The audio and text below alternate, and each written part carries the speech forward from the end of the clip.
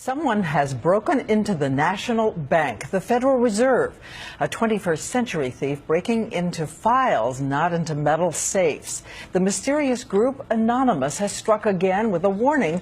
This is just the beginning. ABC's senior justice correspondent Pierre Thomas tells us who these people are.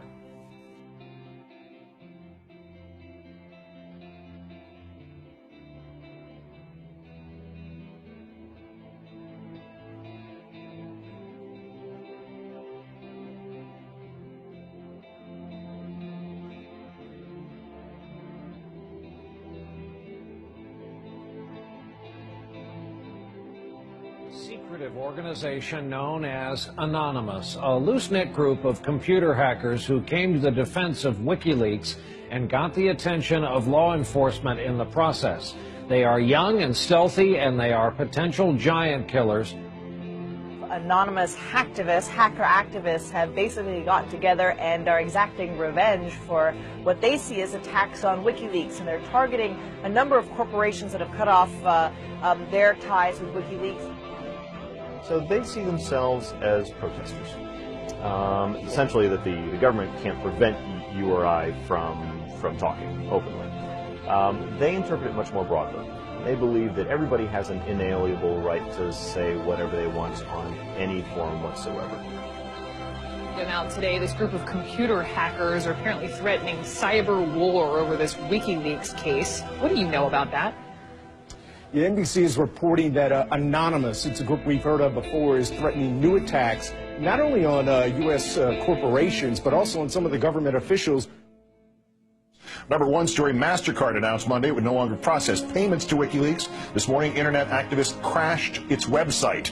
This afternoon, Visa.com crashed. Tonight, Twitter might be next. It suspended an Operation Payback account. The group calling itself Anonymous has been waging Operation Payback for a few months now. The group says it is dedicated to a, quote, anonymous, decentralized movement that fights against censorship and copy wrong. Well, officials have confirmed that at least 41 Malaysian government websites had been hacked overnight. This follows a threat by hacker group Anonymous to punish the authorities for internet censorship.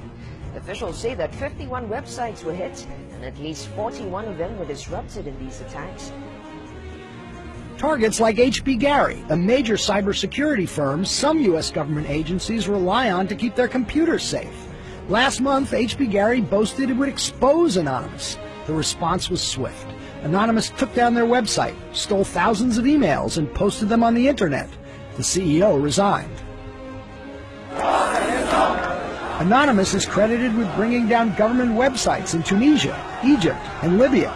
And now it's made new threats against companies and government officials complicit in what it views as the mistreatment of Bradley Manning, the Army private accused of leaking to WikiLeaks. Anonymous is powerful enough that it's certainly struck fear into the hearts of some of the biggest technology companies, the biggest companies in the whole world. Our own Justice Department doesn't take any action against these guys. It's been 3 years since the debacle in Wall Street that caused our economic collapse. And where's Washington? Where's Washington? They haven't done a damn thing. But look, what you're looking at here, in combination of all these things, is a new model on how to fight back. You have to take action into your hands. Direct, peaceful resistance.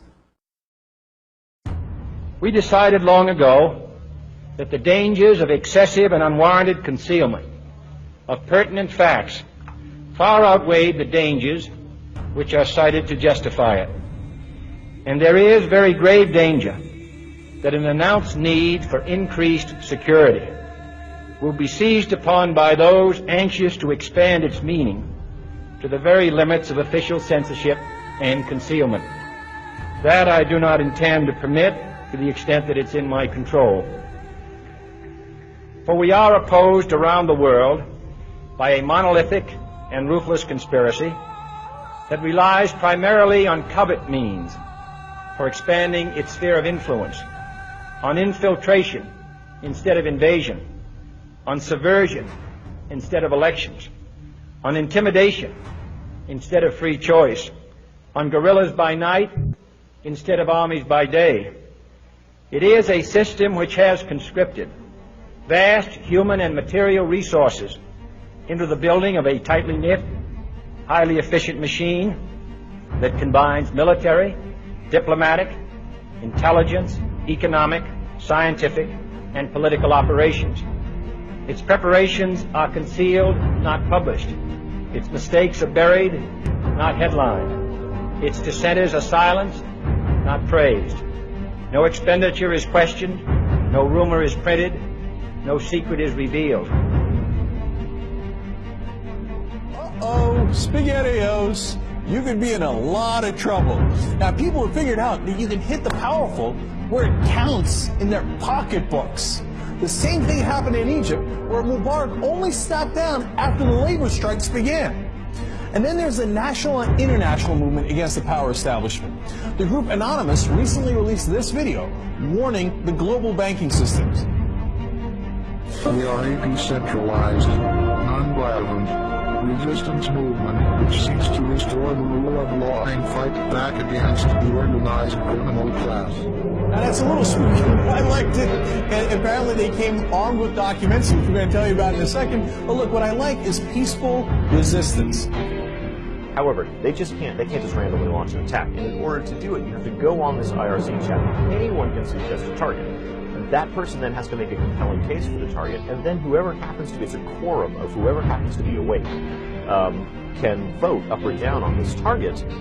So if somebody has not made a compelling enough case, enough people may pull their computers off of this voluntary botnet that the attack might not be nearly as effective. So it is, in fact, an amazing kind of Athenian democracy. If you forget sort of the ethics of what they're doing, place that to one side, what they've achieved is sort of this set of checks and balances that agrees in a very fluid way on what the target is.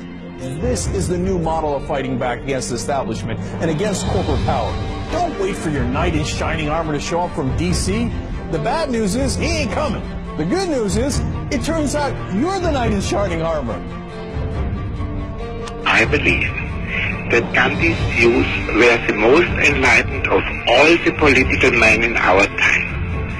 We should strive to do things in his spirit, not to use violence in fighting for our cause, but by non-participation in anything you believe is evil.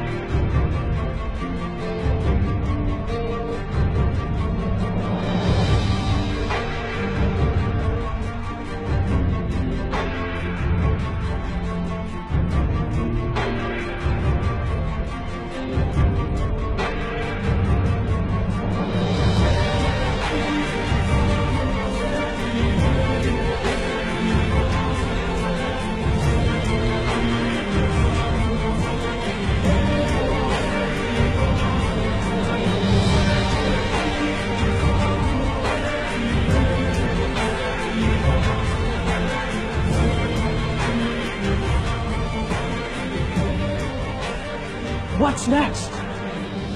What's next is all they can do is shut down the internet itself. And we see how that went for them in Egypt. And we, the people, know that when the government shuts down the internet, that's when it's time to shut down the government. We are Anonymous. We are Legion. We do not forgive. We do not forget. Expect us. And now, you can expect